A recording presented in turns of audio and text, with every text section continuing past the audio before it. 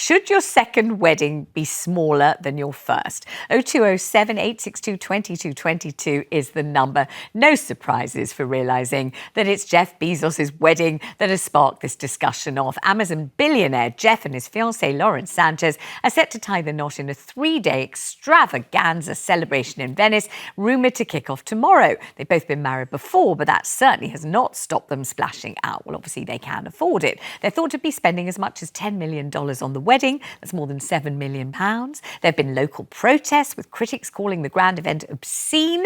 But maybe you think a lavish wedding is a waste of money or even embarrassing when it's second time around, because you've certainly shown, haven't you, by the fact you're getting married for a second time, that you don't believe marriage is forever anyway. So do let me know what you did, especially if you got married second time. How was it for you? And William did and has, and you kind of changed your perspective on this.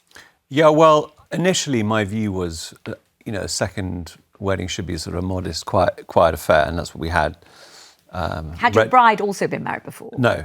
So I, register office, Chelsea, about 10 people in the room, and then a lunch for 24 at Richard Corrigan's restaurant in Mayfair. So it was quite modest. So wait, just checking, this was her first wedding. Yes. So she could have said, this is my first. Yeah, I think she kind of went along with it. And then we thought, oh, what the hell, let's have 350 people in a big field in Devon and a church wedding. So then we went and did that. So we sort of flipped, How much later did you do the big wedding? The first wedding was December, the second wedding was April, so a bit later. I think there was a clamouring of people, and also particularly of her friends, who were having reasonably or larger weddings, that people sort of want to get in on the act. I mean, as far as Bezos is concerned, I think Amazon is a life-changing revolution. I don't resent the fact that because I can order a pot of hair gel the night before and it turns up in the doorstep the next day, that he, as a result of that, is able to spend as much money, $7 million on a wedding. I think it's completely up to the individual. Also, there are so few people having parties these days. So if there's a wedding going around, I want to be there. So I encourage people to,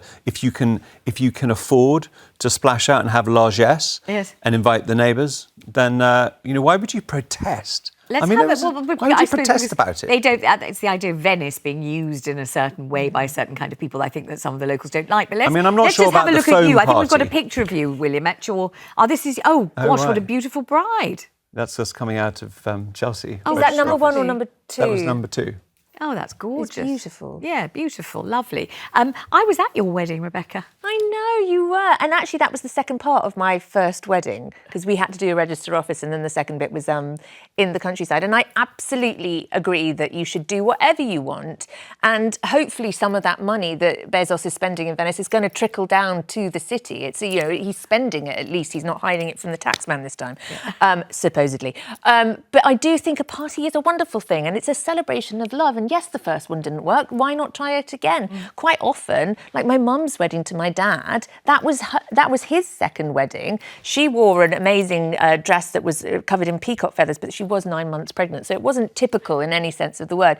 But what I do think you should say, if it is your second wedding, is if you were at the first one and you bought us a present, you've done your bit. You don't need to do it again, because frankly, who needs a second toaster unless it's been split in half in the divorce? But I think do what you want. There's not enough joy. Let's have more joy. Okay, let's just talk about the pie. Yes, so I had pie at my wedding. She had pie. It was one of the most blissful things ever. In fact, I've written about it about 100 times. What was in the pie? Because at weddings, the food's a bit weird and you don't really get much for ages, and then it can be very kind of precious and peculiar. Well, at her wedding, it was pie. It was just heaven. And these very nice ladies brought it in, and then you had a thing at your seat saying, you're the person serving it, you're the person giving out the potatoes. You had an apron to put on while you did it. It was brilliant. I loved it.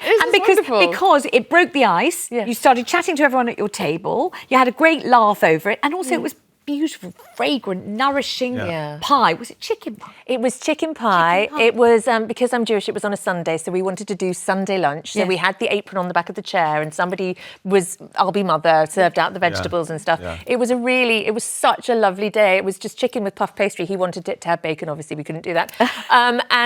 But I did fall over.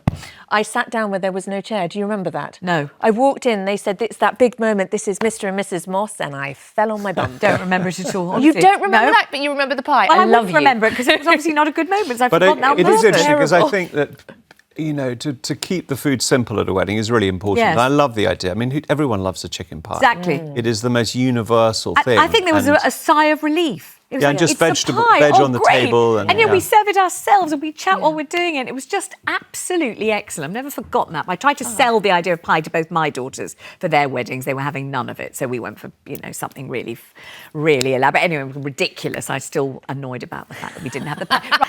Andrew on Facebook says, personally, less is more. Have lots of guests and fun if that's your thing. But for me, it's all about taste. Nothing tacky, at least not until the nighttime party.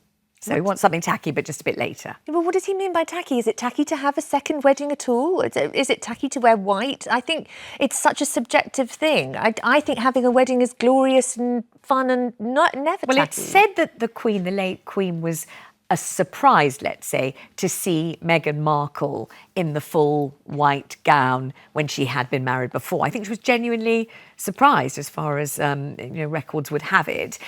What did you think? And what would you think if for a second-time bride to be wearing white? It's completely her choice. I mean, do what you feel. I thought Meghan looked, in those days when we all loved her before it all went wrong, I thought it was I remember that service. It was beautiful and she looked amazing and the music was incredible. It was a completely heartwarming moment. And then it all went into a slide into terrible stuff. But wear what the hell you like. Absolutely Wear whatever you fine. like and do whatever. What's it got to do with anybody, what you wear? I did like what Camilla wore to her wedding to Charles. I thought she looked as beautiful as she's ever looked. And not because she wasn't wearing white. She was wearing that some sort of like beautiful green jewel colour with the fantastic tiara thing.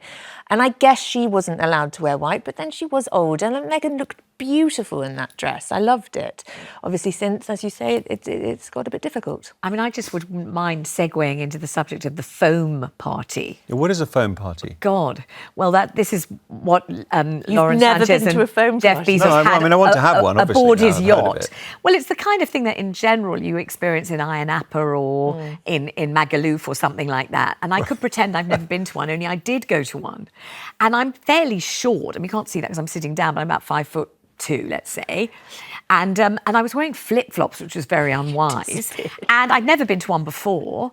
And I was I suppose I must have been about 37, 38, something like that. And suddenly the foam started pouring in. And I thought, oh, this is fun, this is great. And then it kept pouring in. Then it was right over my head. I was trying to swim. I didn't know what to do. I couldn't breathe. It was going up my nose and in my eyes. A lifeguard, I swear, had to reach in and pluck me out and put me on a shelf so I didn't drown. And somebody else in our office said they had a terrible fall because it's so slippery and the foam. But I'm not quite sure of the allure of a foam body. No, I think it's just an excuse that if you have a fantastic body to get that body out. And for me, I would much prefer a cup of tea and a fireside, romance rather than. So what happens when the washing machine breaks down and all the foam comes out, and then you have a party. Then you put it out on the street for someone to collect because it's not you working phone all properly. your friends, ask them for a party, put on your regalia, and then you put it out in the street.